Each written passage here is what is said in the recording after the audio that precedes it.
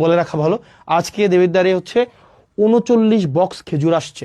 39 box খেজুর, 39 box খেজুরে আপনার হচ্ছে 8 কেজি করে খেজুর আছে। মানে এগুলো হচ্ছে গভর্নমেন্ট দেয়, মানে বিভিন্ন জায়গা থেকে এগুলো নিয়ে আসে। টোটাল হচ্ছে 39 বক্স খেজুর। আমি যদি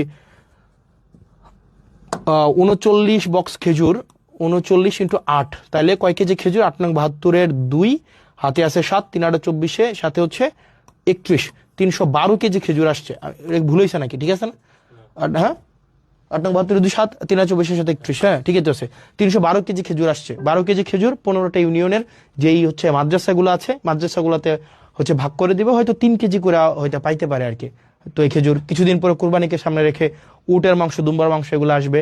তো আমরা চাই প্রত্যেকটা মানে এক পয়সা যেন, যে জিনিসটা আপনারা যেন বুঝে পান, মানে এই জিনিসটা যেন হচ্ছে কোনো মধ্যসত্ত্ব ভোগী ঢুকে বা চেয়ারম্যান মেম্বার নিজেদের মতো করে এটা যেন না করতে পারে।